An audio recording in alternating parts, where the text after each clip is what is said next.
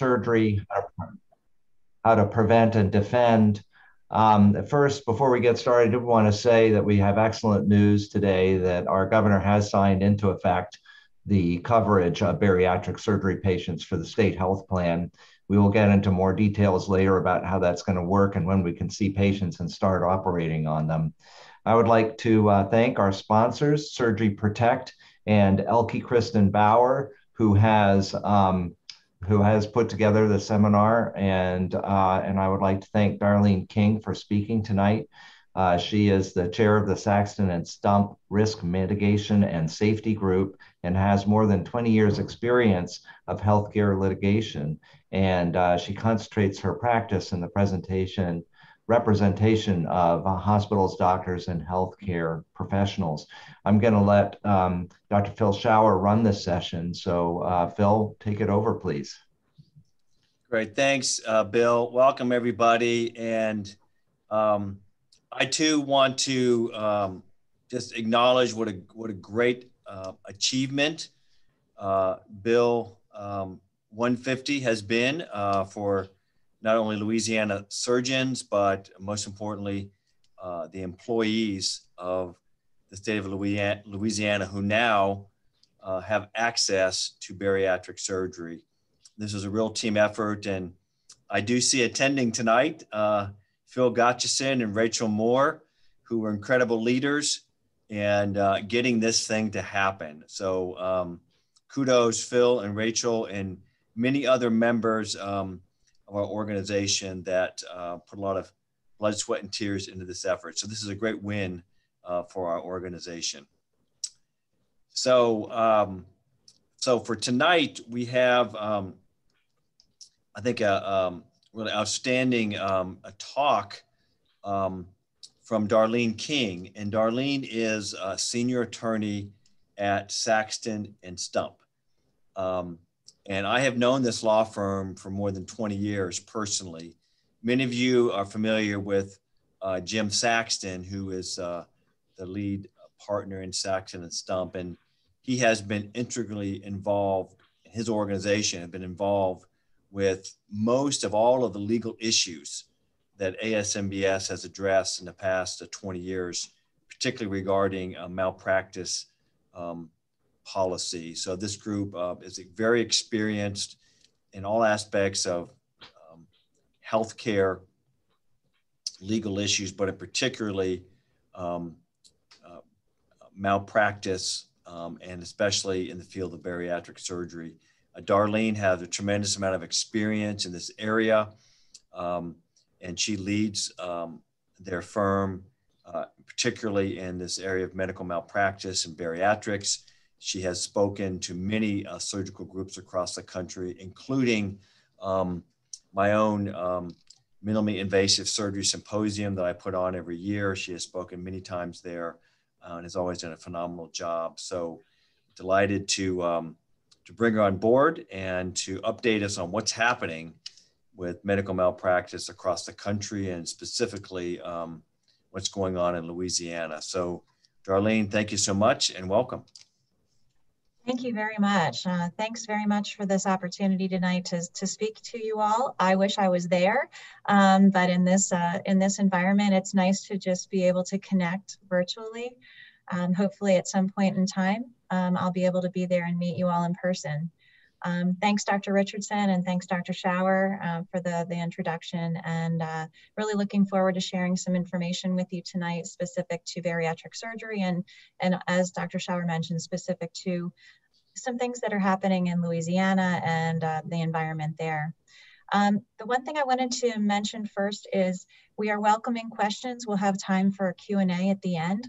But if you would just, when you think of a question, just type it into the chat function on Zoom, and we will we'll review those questions at the end of the session. And that way we'll be able to collect all those questions at once and get to them then. So that's out of the way. Make sure I'm okay. So what the agenda looks like tonight is we will look at what does the medical malpractice landscape look like after 2020, the significant year of 2020 and what that meant, and going forward into the future for all providers, specifically for bariatric surgeons and metabolic surgeons, as well as what's happening in Louisiana. We want to look at how to protect against future claims and adjust to the evolving types of claims that have surfaced as a result of the COVID situation and just as medical malpractice is evolving in the country. And then give you the ability to take control and have practical steps that you can take to mitigate your risk in this environment, in this extraordinary environment. So let's take a look backwards. Back a year and 3 months ago now, we remember that on March 13th, 2020, President Trump declared the COVID-19 pandemic a national emergency. It was the first time such a declaration had been issued over an infectious disease outbreak since the H1N1 influenza pandemic of 2009. So when this emergency declaration was invoked, it served to begin to open and permit some federal and state agencies to begin to issue regulations and guidance, as well as the authority to waive compliance with some key provisions of state or federal law. So one of the things that was invoked, and the ability was invoked to use some federal law when this public emergency was declared, was liability protection. So one of the key acts that was used was called the PrEP Act. That was invoked by the HHS Secretary in February. And that section of the act that had been used before wasn't a new law to the COVID-19 situation. It's something that can be invoked by the Secretary of Health and Human Services when needed. That protects healthcare providers from liability for the administration of a covered countermeasure. And in this situation, it would be the covered COVID-19 medical countermeasure, absent willful misconduct. The other federal level protection that was invoked was the CARES Act. And this was a part of the stimulus package that President Trump signed into law on March 27th. And in there was protection for volunteer healthcare workers from liability in the absence of reckless conduct or gross negligence. So those are sort of things that were invoked at the federal level. If we take a look at Louisiana, in the past, Louisiana has gone to great lengths to protect healthcare providers during public health emergencies. I know that I understand that you have emergencies with hurricanes and various things like that. So it's not unexpected that your legislature would have stepped forward to enact some legislation to offer protections in these situations, and it applied to this public health emergency as well, to the COVID-19 situation. So one of those is something that was actually enacted in 2003, and it's the Louisiana Health Emergency Powers Act.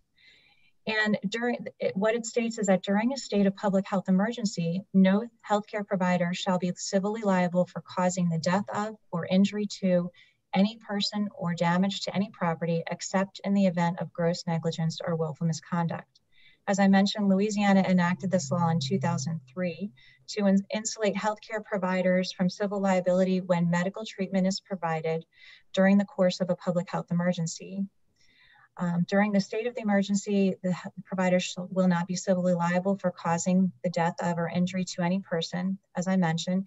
And the Supreme Court in Louisiana has defined what gross negligence or willful misconduct means. And basically they said that you wouldn't be protected in the event of the want of even the slight care or diligence, entire absence of care, or utter disregard. But absent those circumstances, this provision would apply. Your governor declared a state of emergency on March 11th, and it was recently renewed June 23rd. And it may be extended. We don't know. I guess we'll find out that's tomorrow if that's going to be extended again. But when the governor issued that public health emergency order, it triggered the immunity provisions that you see here. In April of 2020, the Attorney General, Jeff Landry, issued a memorandum to the Louisiana Board of Medical Examiners and gave some additional clarification to the protections that providers could have under this legislation. And he explained that it was written to broadly protect all providers performing any kind of medical treatment during the duration of the public health emergency. just say that that is a very broad protection. Pennsylvania, I practice in Pennsylvania, and our governor didn't issue anything that was this broad. New York did at first and then kind of dialed back on that. New Jersey was very specific in what provisions they were enacting to protect healthcare providers during this time period. But I do have to say this provision for Louisiana is pretty broad, and you guys have an exception, I think, among the states for it. Another provision that was enacted, and this was actually June of 2020, there was a limitation of liability for COVID-19 that was passed, and this could apply to business premises. It's business, it's really enacted to protect businesses, and it says no person shall be liable for any civil damages for injury or death resulting from or related to actual or alleged exposure to COVID-19 in the course of or through the performance or provision of the person's business operations. And then again, it's unless they fail to substantially comply with COVID-19 procedures established by federal, state, or local agencies which govern business operations, or if it was caused by gross negligence or wanton or reckless misconduct. Often these types of immunity provisions or liability protections include that exception for gross negligence or wanton or reckless misconduct, not surprisingly. So we have yet to see whether this particular provision would be something that a medical practice could invoke, but there's certainly a business. It could be one of the tools in the toolbox of a defense lawyer if they're trying to defend against a case like this. And it limits the liability to which Louisiana businesses and employers could be exposed due to the ongoing health emergency.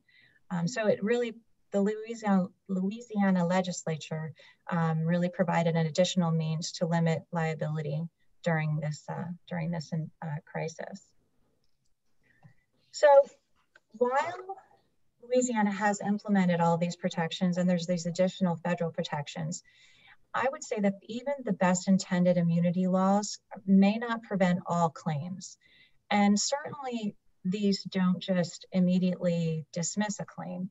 So there's still room to make sure that you are improving your processes, taking a look at what you're doing, looking at your procedures in your office.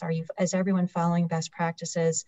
And all of these types of things that we encourage you to do on a regular basis, because no one wants to rely on an immunity law or a liability protection. You want to make sure that you're doing, the best thing that you can be doing all the time.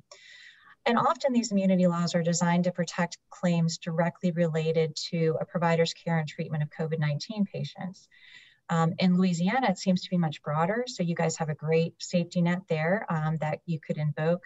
But for many states, they really narrowed it down to provision of treatment only for COVID-19 patients.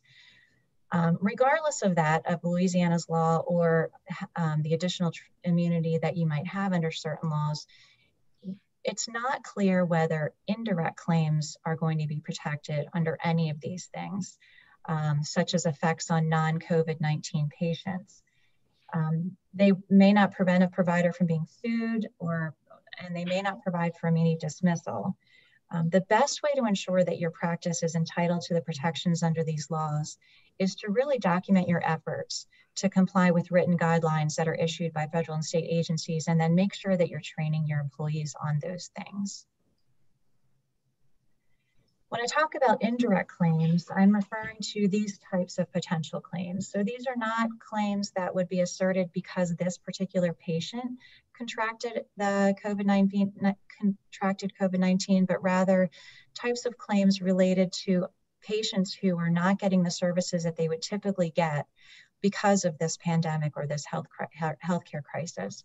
So these could be delayed diagnosis of another disease, ineffective care due to limited resources, failure to appropriately implement telemedicine procedures that could lead to a failed or delayed diagnosis, or even a claim of abandonment if they feel that their provider isn't responding to them during this time period. Stay-at-home mandates, orders, and government mandates to cease all non-emergency care last year, inevitably delayed or otherwise affected some crucial healthcare that would have been ongoing during that time period, even unrelated to COVID-19. Like, so the patients were not getting the care that they would typically get. And so a lot of appointments, as you know, a lot of appointments were canceled or postponed, or they were moved to telemedicine, or their, imaging and other testing results weren't being done during that time. It could still be ongoing. It just depends where you are, what specialty you're in, and who you're referring to and who you're getting referrals from. There could still definitely be this type of impact. And you just want to make sure that you're continuing to communicate with your patients during this time period. Direct patient care was adversely affected by all of this through no fault of patients or of providers. So what I want to do tonight is really take a look at how you can take steps to reduce the likelihood of facing a lawsuit related to this environment, related to COVID-19, related to the an alleged delay of care or lack of diagnosis now and into the future.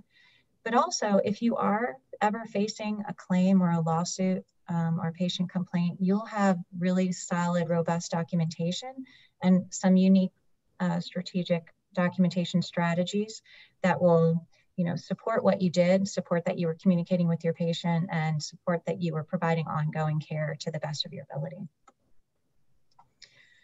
So I pulled out, I did a little search of some Louisiana plaintiffs' law firms. These are headlines taken from, Louisiana personal injury law firm websites. So they're definitely analyzing these claims. We haven't seen a surge so far. I would say we haven't seen them in Pennsylvania. I have not seen that people are reporting of a surge of claims across the United States right now that are COVID related, but everyone's poised and waiting. Most are anticipating that the claims will largely be directed at nursing homes and other long-term care facilities. That's because the cause and effect of the coronavirus and infection is more easily demonstrated when you're in that sort of closed environment. But next, in terms of liability, we would anticipate that hospitals could be a target because of failure to, allegations of failure to implement certain protective measures or procedures or processes in the hospital. But again, that's more related to, an ability to prove some causation for a hospital patient who's kind of stuck in the hospital or in a particular place. Last in line, really, and this is what I've heard in different seminars that I've participated in with law firms and, the MPL, the Medical Professional Liability Association, and others across the country, really thinking that last in line would be individual providers.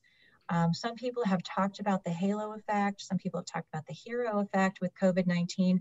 I'm not sure that that's really it, so much as it would be extremely difficult to be able to prove a causation and a cause and effect of a liability for getting infected from COVID from an individual provider. I don't think plaintiffs' attorneys are ready to take that on, to be honest with you. I think that they are looking at the ones where they think they can prove it more easily. And I think that, and I've actually listened to plaintiffs' webinars. I've been able to get on that list and watch those. And they actually admit that that's what they're looking at. They're looking at really the low-hanging fruit, you might say, the nursing homes, where that might be the first target. But we'll see how that develops. We'll see how litigation develops. It depends on the statute of limitations of your state. I understand, Louisiana is a year, Pennsylvania, we have 2 years, and it varies from state to state how soon someone would need to file a lawsuit. So we'll see how that develops.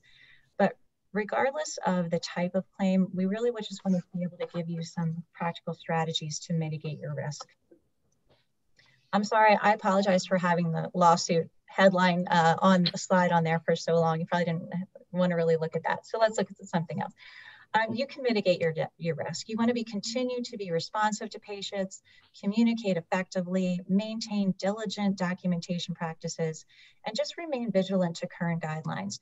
We may be reaching the end of sort of the public health emergency orders and declarations, either on the federal level or the state level. They may be sort of coming to an end, but certainly the CDC will continue to promote certain guidelines and certain measures that everyone should be taking. And what we just really recommend is keeping an eye on what those guidelines are and, watching what you're doing in your practice and actually keeping track of things as they change so that you can show later that, yeah, we knew on March 20th that this was the guideline. We knew on August 20th, 2020, that was the guideline. And then we know what it was like in 2021, because it certainly did change over the last year and a half. Risk management best practices are grounded in these principles. Clearly, every patient that has an adverse outcome doesn't sue their doctor. Lawsuits are most often filed by patients who feel that their doctor didn't communicate with them, isn't interested in engaging them, or disappears when a crucial conversation is needed.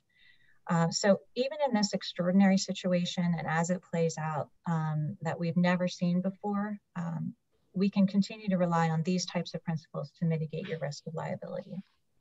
So what can you do to take control and mitigate that risk? You can do things to impact whether your patient goes to see a lawyer, whether the lawyer looks at the records and decides to take the case.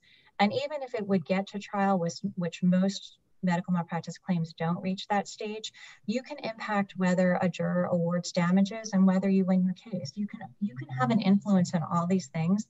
And it's just a matter of really taking a look at some simple things that you can implement. This is a mitigation and defense approach that we've used for years in our firm. I'm going to give credit to Jim Saxton on this one, and in the programs that we all work with. So I work with Surgery Protect, and who is sponsoring this program, and this is really a core philosophy that's used in that program as well, and as well as other insurance defense programs and mitigation programs that I work with. So what this really shows you is sort of a timeline of events. First of all, you want to look at risk.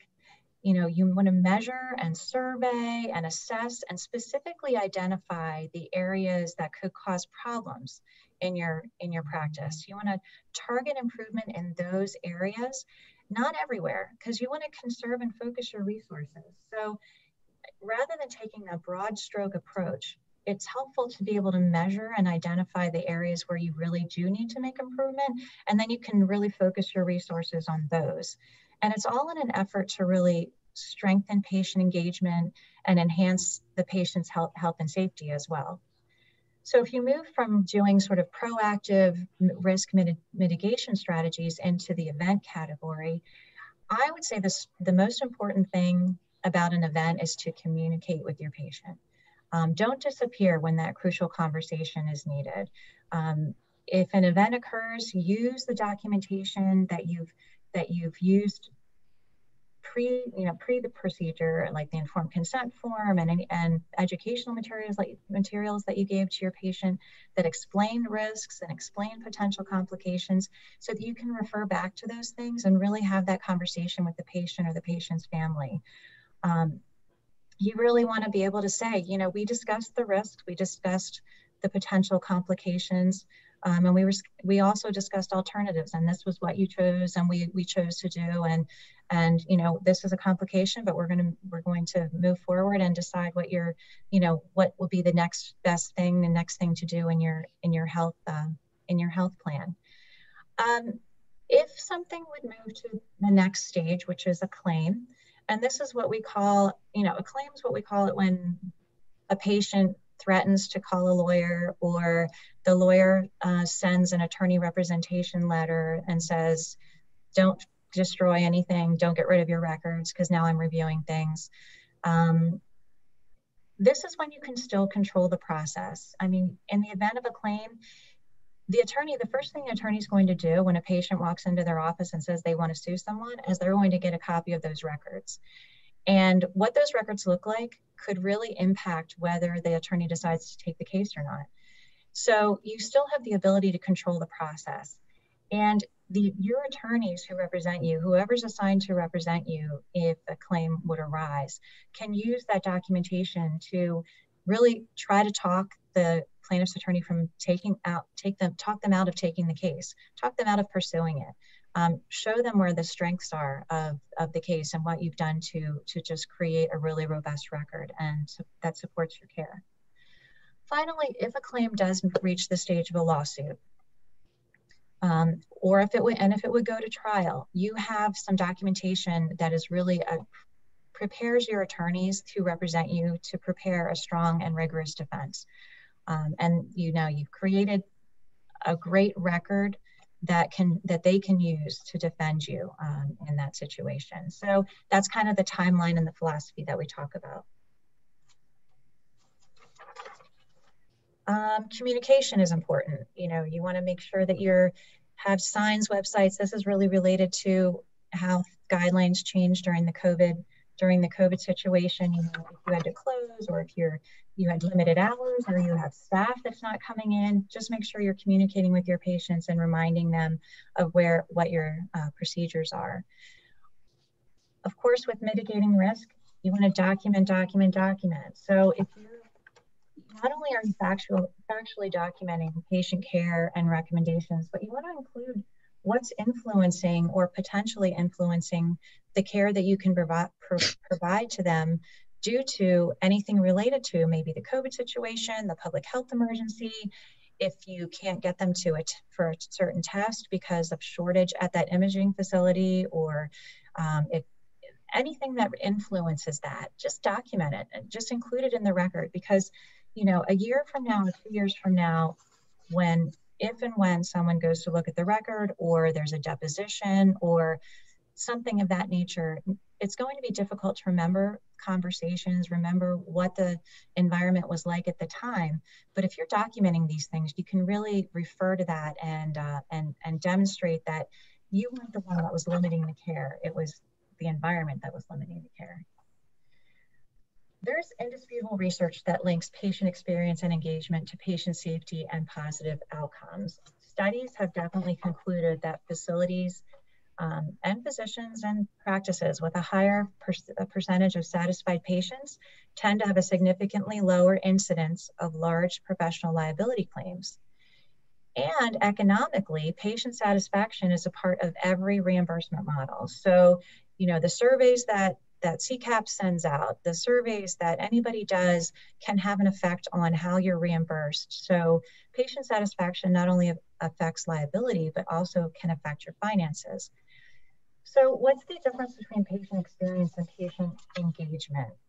Sometimes I hear doctors say patient experience, it really isn't something that I want to worry about. I don't care not that I don't care, but it's not really important as far as liability circumstances, whether my patient is cold or too hot in the waiting room. Well, in one aspect, you may be right.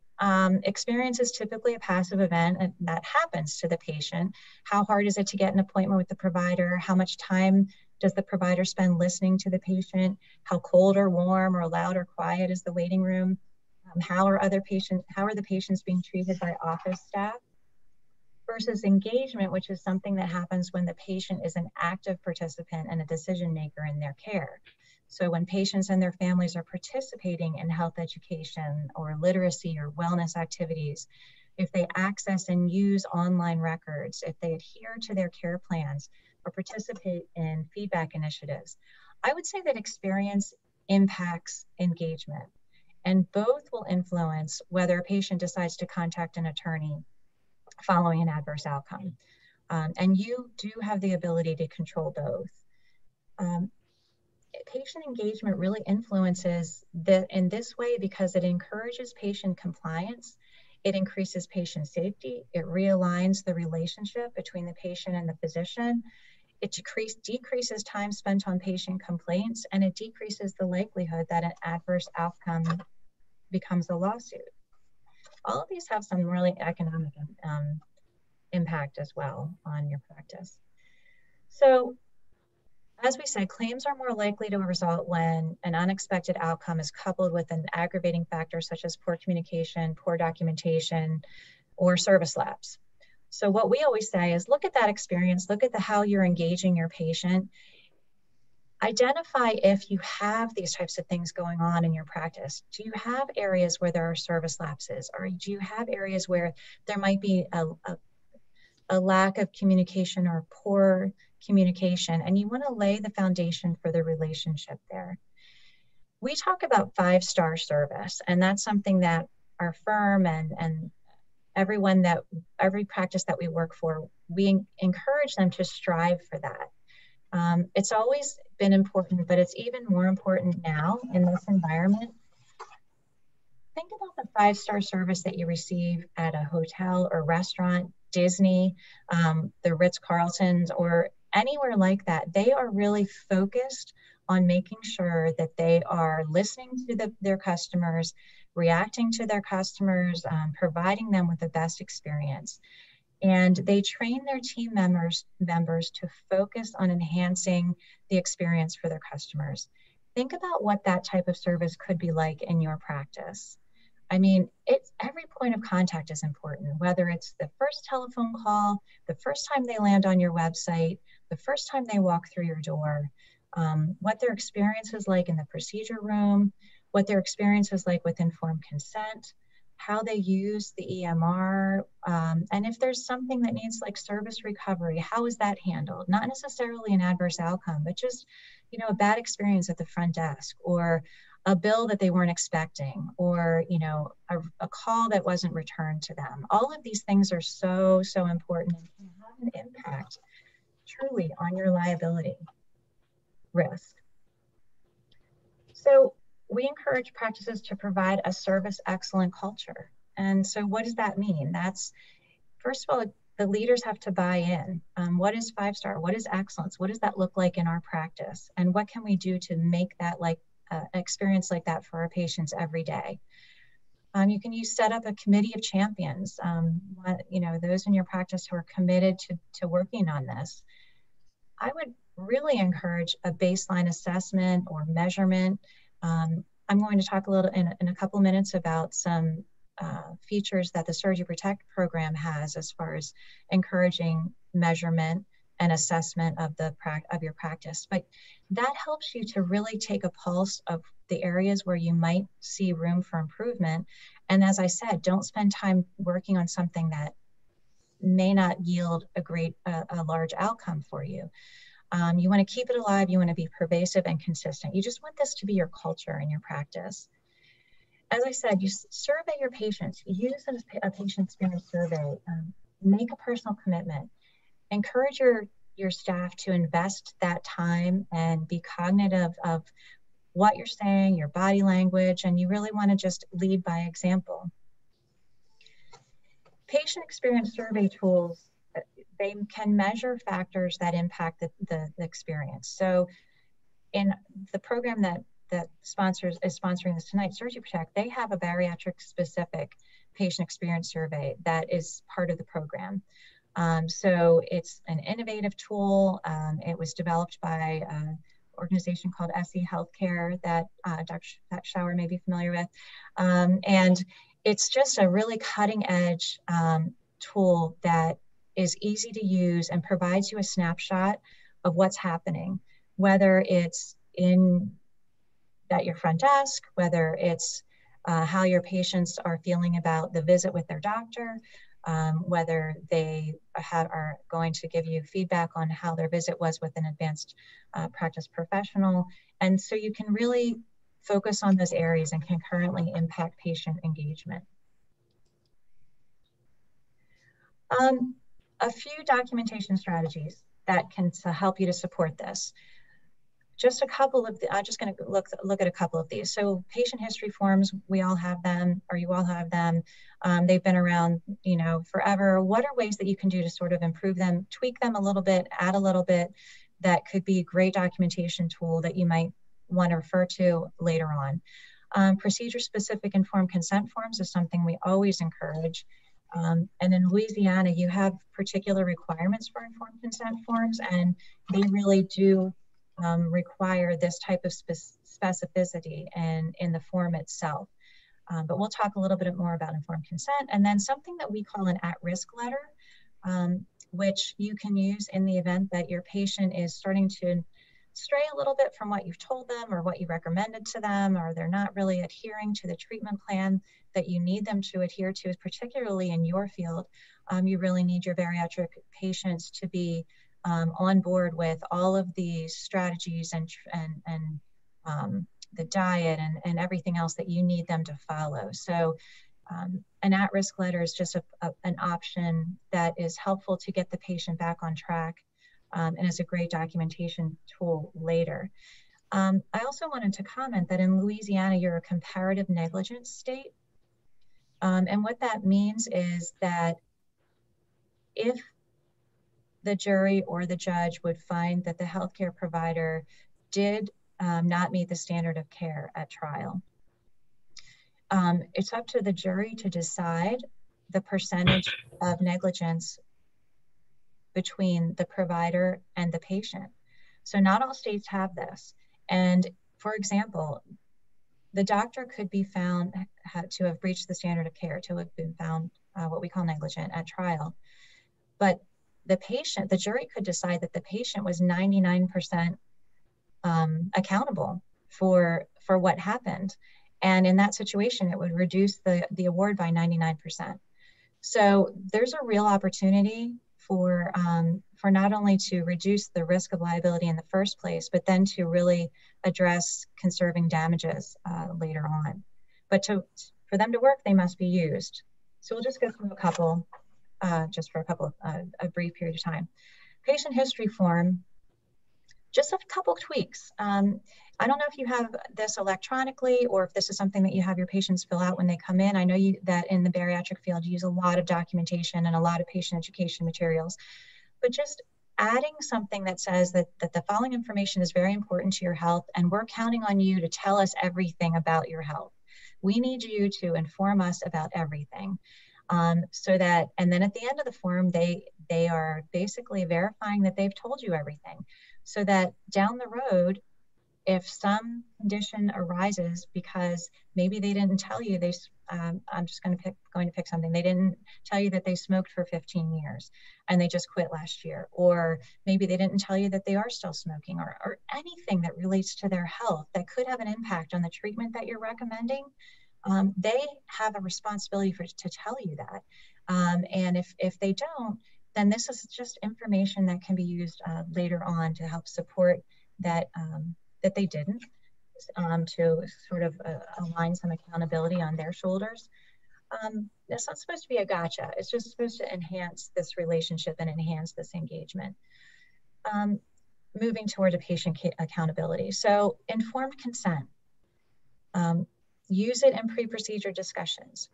Use the procedure-specific form, which I understand that you would do in Louisiana. It really manages the patient's expectations, and you can use it later if there's an event in those discussions afterwards, to refer back to it, to say to them, we've talked about this, we realize this could have been a possibility, and let's move forward on what we want to do for your next step of your treatment plan.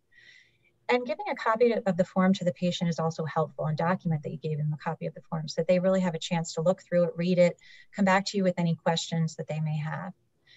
As I mentioned, Louisiana is pretty specific with their Informed Consent Act. So we have worked with several of Louisiana physicians on creating these procedure-specific forms. Dr. Merriman is with Surgery Protect, and we worked with him on creating some forms. And we would be glad to do that for you as part of this program. We look to do that all the time to help out our doctors.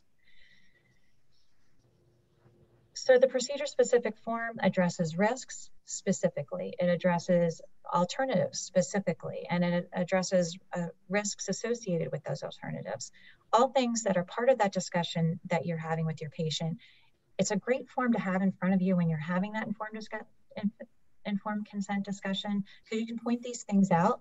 The patient can take them home and read them. Again, I understand that in bariatrics, you have a lot of education materials that you're providing to your patients. This is just one piece of it that is really a helpful resource. And of course, you need to get informed consent, so make it a good one, right? Something that we also encourage is having an active witness attestation. You can add this to the end, and it's basically just, it adds something to the witness saying, yes, I watched the person sign the form. It's basically adding that the witness made sure that the patient read the form, understood the information, and has no unanswered questions. So it's just an active participation by the witness. And then finally, what I wanted to mention was the at-risk letter. So when a patient fails to follow your instructions or treatment plan or directions, this is a tool that you can use to help them to get back on track. So it's not meant to be a gotcha. Again, it's intended to be another way to help the patient to understand what you're recommending that they do, help them to get on track, assume responsibility for their care, or then it's their decision. If they're going to make the decision to not follow your instructions and something happens, you have this documentation that shows that you did everything you could to try to help them just to stick to the recommendations. Just an example. So we have templates for this. You can reach out to us for examples of them in the Surgery Protect program. This is something that we recommend.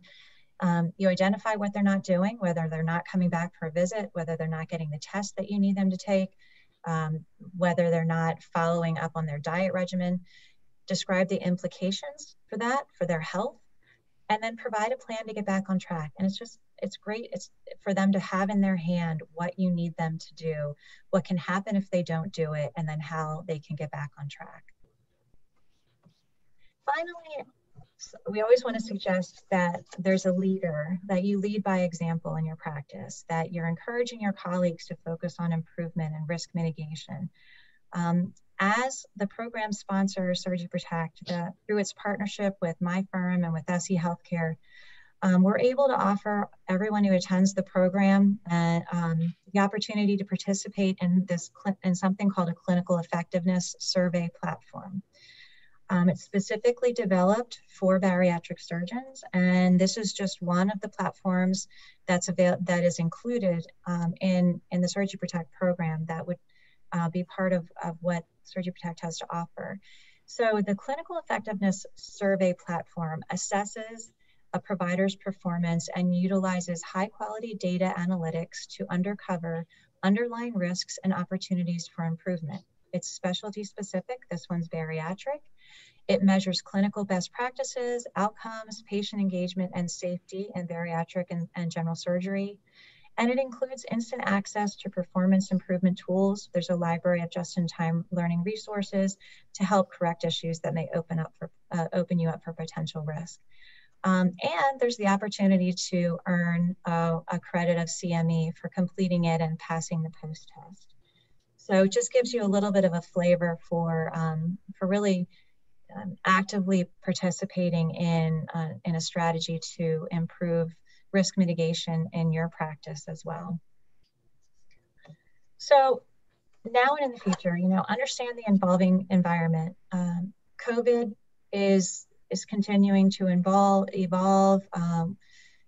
How it plays out in the litigation world is something that we're not quite sure about yet. But so in this changing environment, whether it's related to the pandemic or just practicing on a daily basis, you really want to focus on 5-star patient engagement. You have the ability to take control. You have the ability to influence and impact your liability risk. And you can use these patient accountability tools and documents as well to just document the care that you're providing to your patients. So being prepared is really what makes the difference. It was a lot I ran through, and I'm trying to stick on time, and I know we don't have a great deal of time left. I wanted to thank everyone. First of all, we can go into a little bit more about the Surgery Protect program, but I wanted to also offer the chance for questions. I didn't get the chance to look at the chat to see if there's questions on there. Dr. Schauer, what would you prefer to do at this point? We can do either. Yeah, Darlene. Well, first of all, thanks. That was excellent. And why don't we open up the floor for some questions? And I do want to acknowledge in all sense of transparency that I myself am on the board of directors of SC Healthcare, and this is a company that Darlene had mentioned. This is a limited liability corporation that focuses on solutions to help practices and hospitals mitigate their malpractice risk. And there's an association with the law firm Saxton and Stump with this organization. So I do want to acknowledge that.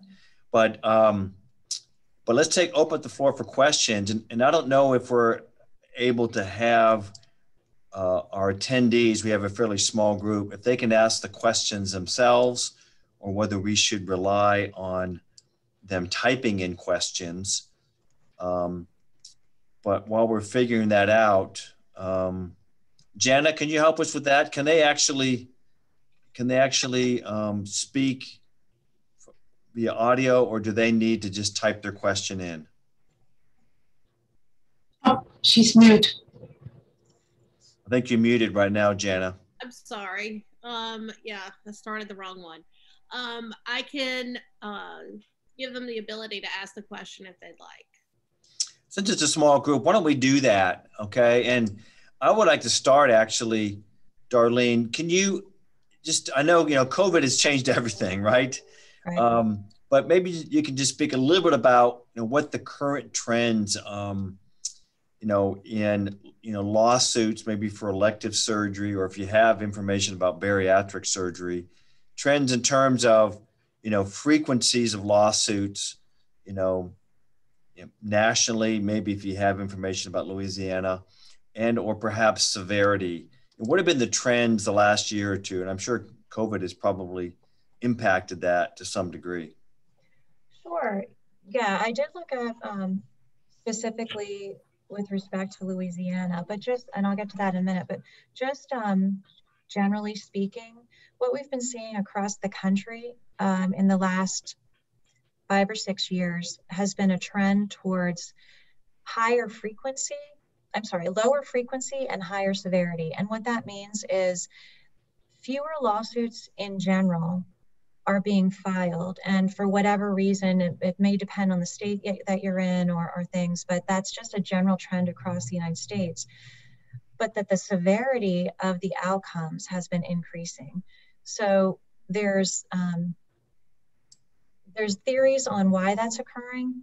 And some people are saying that it's just the environment that we're living in. It's the economic situation that we're in, that juries are more willing to, award a patient a higher amount, sort of the relative amounts of money that we see. I mean, when we see athletes, professional athletes and celebrities and getting paid and we're seeing these contracts for millions and millions and millions of dollars, it sort of may have an impact on the jury saying, oh, well, I'm seeing those millions, so it's easier to award millions.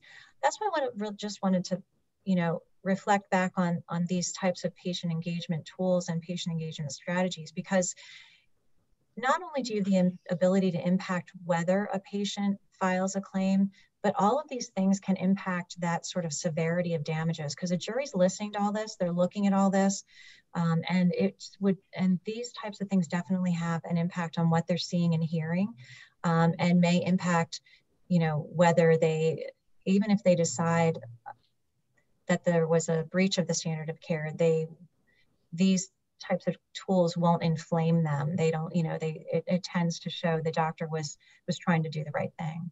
Mm-hmm. And Louisiana. So I got this information from a colleague who has National Data Bank access, and the most recent that they have is 2018, and Unfortunately, it looks like frequency, Louisiana is pretty high up on frequency, but low on severity. So there may be more claims being filed, but the severity, they rank in the bottom 15 of the United States as far as severity, which is a good thing. I don't know if the fact that you have the patient compensation fund or different things, different ways of sort of moving your claims through the process could have an impact on the number or not, but that's what we're seeing. And then as far as COVID's related, everything shut down for a good 6 months or longer. Courts were shut down. We weren't doing anything in the court system. So that kind of had an impact on 2020. We'll see if it changes. Okay, great. That's really helpful.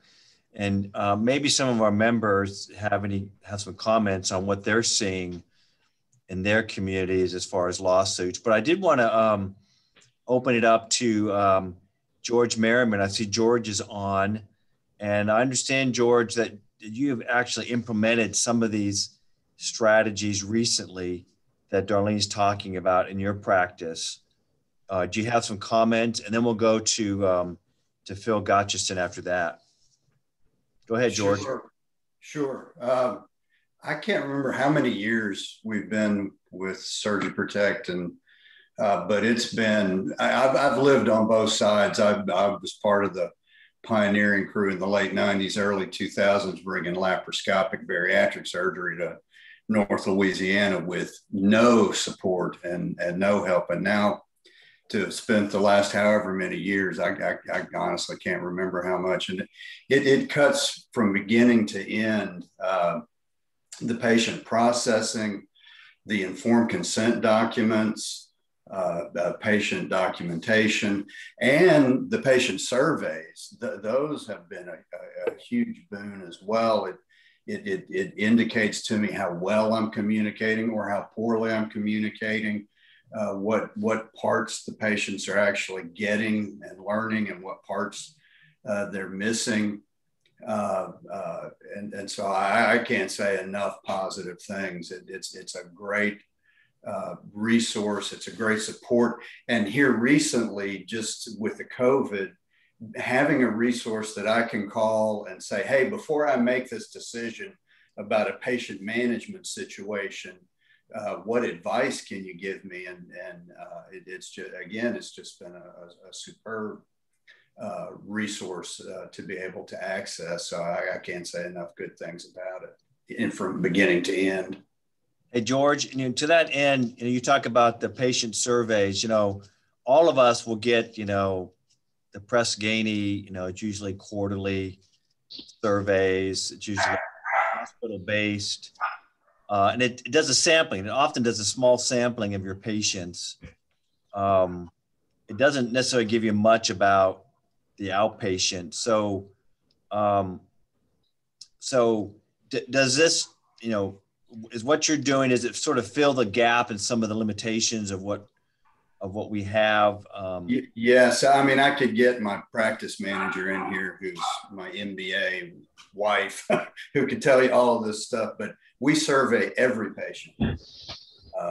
And so we get a lot of useful information in that regard. I'm not sure about the basic stuff that hospitals and such do. I just know kind of what we're doing. Right. And it also gives you feedback on all the providers, right? So you can. Correct. So that you know where the weak links are. I mean, we can go, and it really does help you drill down to those little bits of, like she was talking about the temperature in the waiting room.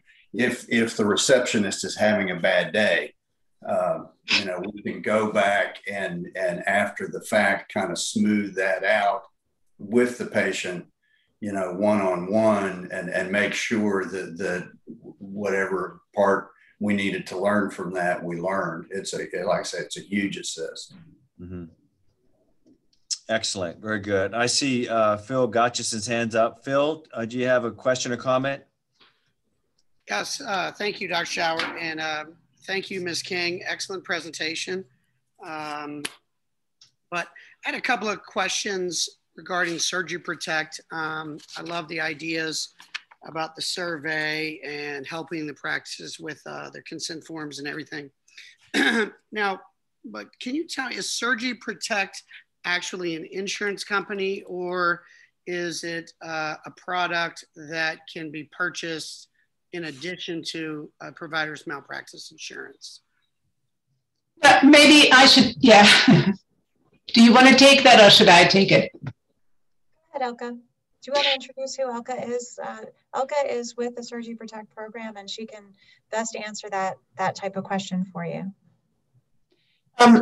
The Surgery Protect is obviously the name for the program. So under one program name, you will get all these resources, benefit, and everything else. So our program is comprehensive. Everything is involved. And these services are part of your malpractice insurance. The whole idea behind it is that most important to us is that we believe that basically it is important not only to prevent what leads to a claim, not only to defend and indemnify. Most carriers defend and indemnify. We offer all these other services in addition because we believe it is very important that you mitigate risk and that you do everything for patient safety. And that's how we put this together. So it's a malpractice product that includes all of these services, including the patient empowerment suite, as we call it, which is a part of a program where you get critical data not only from the clinical effectiveness and the patient engagement, but you can use these data and then also and look at your reimbursement rate, help to negotiate those ones by using your own data that is typically not available or only available to payers. We offer CME credits, and then obviously we've lately added a physician burnout prevention program, which is very important too, and that Darlene can speak more to. Thank you. Does that answer the question, or do you have more specifics? No, it does answer my question, but one follow-up question. If a provider in Louisiana were to purchase this insurance, is it standard insurance or is it through a risk retention group? And can you explain the difference with those things? Yeah, it is actually our insurance product. The policy that you get is a policy that includes all the bells and whistles, as we say, that you would usually have. It has not only your indemnification and the defense, obviously, it does include the full consent to settle. It includes a sensitive claims reporting trigger, defense outside the limit. If there is a free retirement after a year with Aspen, if you're eligible for that, free the administration defense, the billing E&O fines, penalties, the free cyber up to 100,000, including payment card coverage, business income loss coverage. So it's very broad. And then we have these other pieces, including a robust claims defense. The policy itself is a carrier that is financially very strong. It's Aspen Specialty Insurance Company. And the way we offer it to you is you become part of Surgery Protect. You become part of what we refer to as a risk purchasing group. Has nothing to do with becoming a member of and having to share any financial results with someone else. So just as that member, you have all access to all these comprehensive insurance program, including the carrier that gives it to you as Aspen Specialty, full-fledged policy.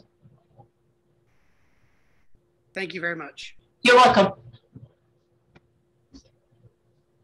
Right. I see John Baker is on the line, and John started a question or a comment. John, are you there? And do you want to, go ahead, John. Group versus a risk purchasing group, similar to what we had with Novus back in the mid-2000s. Could you repeat that? It was hard to understand. My question was this indeed a risk retention group versus a risk purchasing group? Or as Dr. Gotchison was asking, is this a standard indemnity plan in terms of as an insurance company? Yes, it is again, yes, it is a standard insurance. It's an insurance company. So okay. You get a policy from an insurance company. The purchasing group is only a way to bring all of you together to support bariatric and metabolic best practices, so to speak. Thank you. You're welcome. And there's a question from our president, Bill Richardson. Bill asked, and this is to Darlene, which is really an interesting question. You know, for the past decade, the actual frequency of complications in bariatric surgery, you know, have decreased significantly, you know, across the board nationally, and I'm sure in Louisiana as well. And, you know, people are ending, you know, less frequently ending up in the ICU and are going home sooner. So we're getting better. And there's lots of reasons for this. So Bill's question is, you know, why aren't lawsuits decreasing, you know, in frequency proportional to all of our good work that we're doing? Well, yeah, like I mentioned, not every patient who has a complication files a lawsuit. It's just that very small subset of patients that are disgruntled to the point of really wanting to get compensation for what occurred. And, you know, why isn't it lessening? I wish I knew. I mean, it is the frequency, the trend of the frequency is plateauing and going down in some states. And we'll continue to work on that to make it to make it drop even further. I don't think that, you know, bariatrics isn't unique to this problem of, you know, being faced with these claims, even though you're improving, and even though you're, you know, looking at best practices from a clinical aspect of it. I think that, you know, the secret may be that it's not the clinical part so much as the relationship with the patient, and then you just have those patients who, unfortunately, you're just not going to be able to deflect that, and so that's why you need to be able to have this documentation to rely on. Right.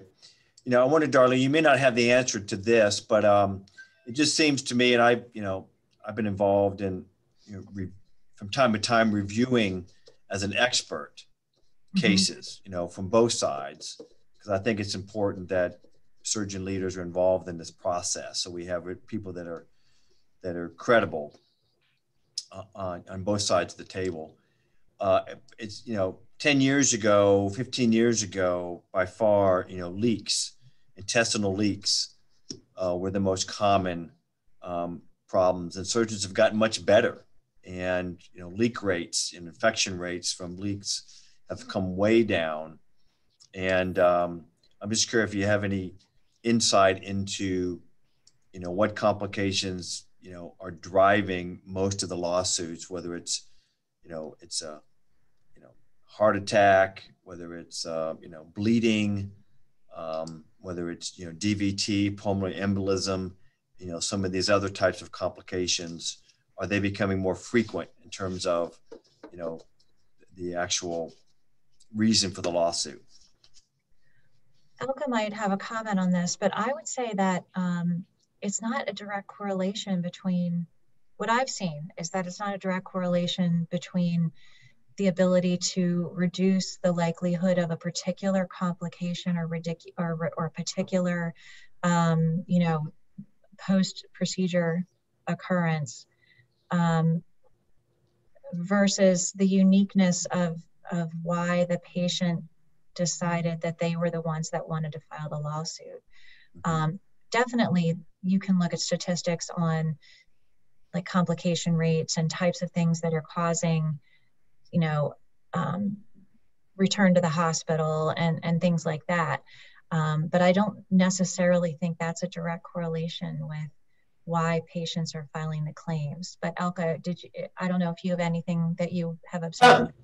Not right now, not offhand. I'm more than happy to look into this one. What we do see overall is that the loss adjustment expenses, so defending a physician, that has become an increasingly expensive area. That area is growing. Defense costs are growing. Everything that have to do with from the supportive experts, but defending, your particular situation.